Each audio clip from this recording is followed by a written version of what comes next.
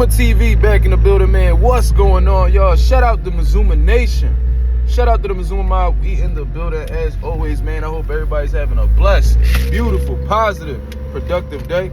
On my way to go get it as always, man. I hope y'all doing the same. On the road to 2K. We about to hit that 1600 mark at any minute now. Any minute now. You see what I mean? Shout out to the nation. Shout out to the mob for making this possible.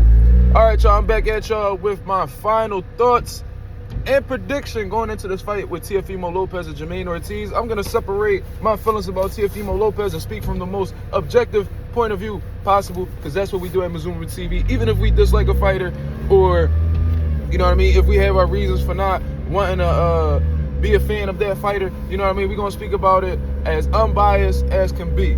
So before I get into that, though, I'm going to speak on the co-main event, and that's Keyshawn Davis versus Jose the Sniper Pedraza. You know what I mean? And looking at that fight, man, it's a good step up fight for Keyshawn Davis to give us an indication on exactly where Jose Pedraza is at. I mean, Keyshawn, I'm sorry. We already know what Jose Pedraza is capable of doing. That man is a two-time world champion. You know what I'm saying?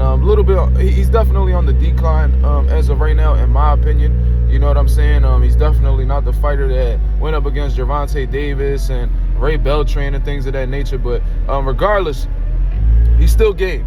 You know what I mean? And Keyshawn Davis, he's lacking in the experience department going up against Jose Pedraza. However, he is extremely skilled. You know what I mean? Top Rank clearly believes in this kid for giving him this fight against Jose Pedraza with only like 10 fights, I believe. 10, 11 fights. You see what I'm saying? But looking at it from a stylistic point of view, man, Keyshawn Davis, he has a lot of good things that he brings to the table. You see what I mean? When he's nice and composed, man, when he's not getting too reckless and, you know what I mean, just loading up on everything and telegraphing his shots, he's actually a very dangerous fighter, man, especially when he gets in a rhythm. I remember there were times where he was getting too reckless, and then Bomac would have to calm him down in the corner like, yo, bro, just box. And then typically when he starts boxing the dudes, that's when he gets the knockouts, or that's when he starts to dominate. You see what I'm saying? And I think it's the same advice he's going to follow for somebody like Jose Pedraza. Jose Pedraza is dangerous, you know what I mean? Good combination puncher, good boxing ability overall, and he got dog in him. You see what I mean? And he'll fight you if it gets to that point. Just like how he was boxing with Gervonta Davis and giving Gervonta some things to look at.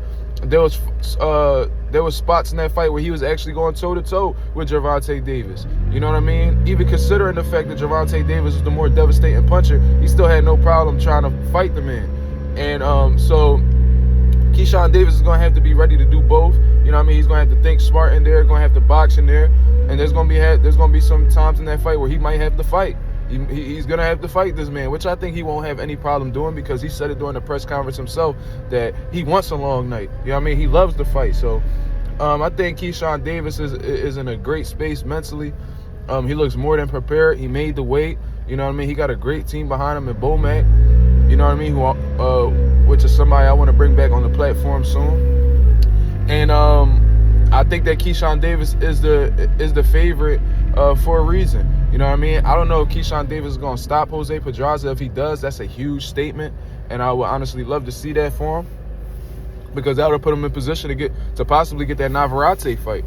You see what I mean? And that's something that he's been calling out for in these interviews lately. So best of luck to Keyshawn Davis. I do have him beating Jose Pedraza by unanimous decision. But if he knocks out Jose Pedraza, man, that'll exceed what I thought Keyshawn was capable of doing at this point in his career. You know what I mean? And if he does stop him, that's a statement, and that'll let Top Rank know that he's ready for the top guys, in my opinion. You see what I mean? So that's my first. Those are my thoughts on Keyshawn Davis and Jose Pedraza. Now, going into the main event, Teofimo Lopez versus Jamaine Ortiz. This is a fight that's pretty much under the radar, man, because they haven't really promoted it that well. And the times in which Teofimo was in position to promote this fight, he's just talking about other fighters. So I'm going to put the blame a little bit on Teofimo Lopez, considering he is the bigger name. You would think that he'll go out here and big up Jamaine Ortiz some more, or, you know what I mean, stir up some controversy with Jamaine Ortiz, or, you know what I mean, get some trash talk going with him. But for the most part, You know what I mean? He hasn't really been doing so. He's just been talking about everybody except Jamaine Ortiz, which may be a problem, but we'll get into that. I'm also going to blame Top Rank because, in all honesty, there's no reason why Teofimo should be fighting Jamaine Ortiz. A good fight like this on a Thursday night. You know what I mean? Y'all not going to do well in ticket sales, and y'all not going to do well from a viewership standpoint, because, you know, the average working American has their kids on Thursday night, has to put their kids to bed. You know what I mean? Some people do laundry that day. You know what I mean? There's people that have responsibilities and have to wake up in the morning to continue working. You know what I mean? That's why it's best to have a man fight either on a Friday or a Saturday night. You see what I'm saying? No other thing really makes sense, but, you know, Tyrant and ESPN, that's what they came up with, so it is what it is. I'll be tuned in because I am a hardcore boxing fan. But regardless, this is a great fight, man. This is a great fight. I think that this fight should have been a lot bigger than what it is as of right now, man. Jamaine Ortiz is an absolute dog. Comes in top shape. Is extremely focused. Great hand speed. Good boxing ability. I think what stands out to me about Jamaine Ortiz is his mentality, man. Like, he's an absolute dog. Like, when you watch that Jamel Herring fight, man, he really set himself apart from that former world champion. You see what I'm saying? Just had a whole lot of grit, determination, and even when he was up on these cards, man, Jamaine Ortiz was still attempting to really just put the stamp on a W. You could tell he was going for the knockout. He really wanted to finish Jamel Herring, you know what I mean? But nonetheless, it was a great victory, man. He showed exactly like what his pedigree is.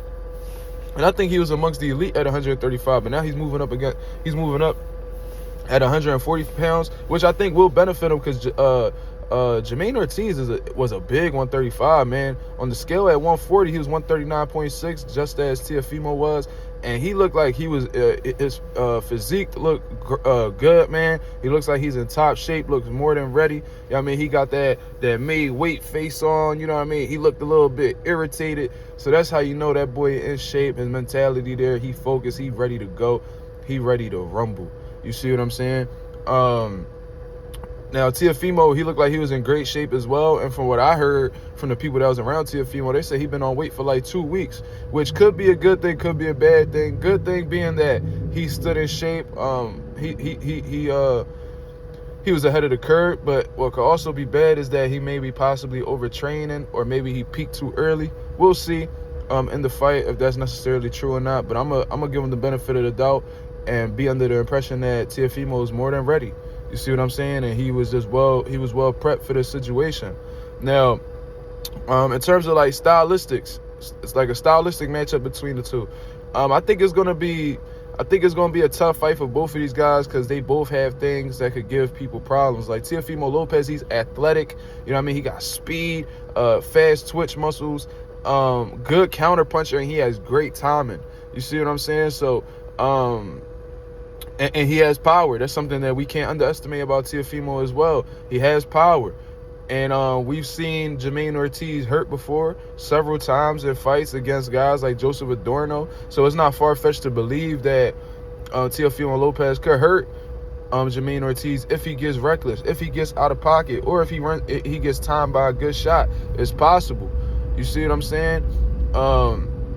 So the counterpuncher rule that Teofimo is just like a natural at, in my honest opinion, could give Jamaine Ortiz some problems if Jamaine makes mistakes in there. You know what I mean? If he throws a lazy jab, he could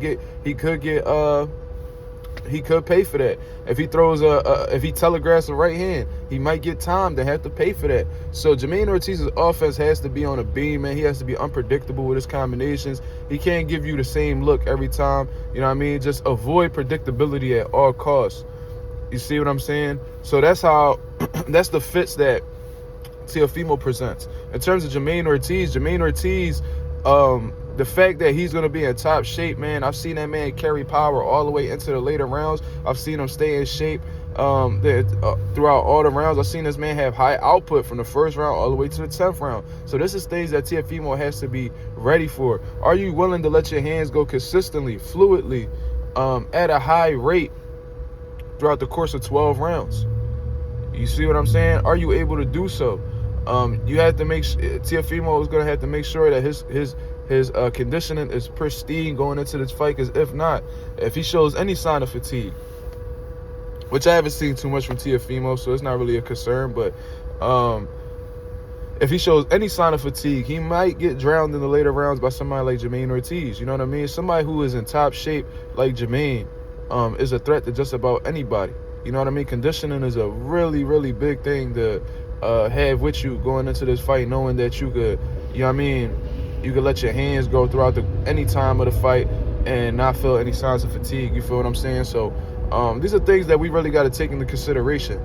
But with all of that being said, Jamaine Ortiz, he has some athleticism as well. He got good hand speed. You know what I mean? I ran through the whole thing. These guys are big threats to each other, and this is why I think this is a great fight.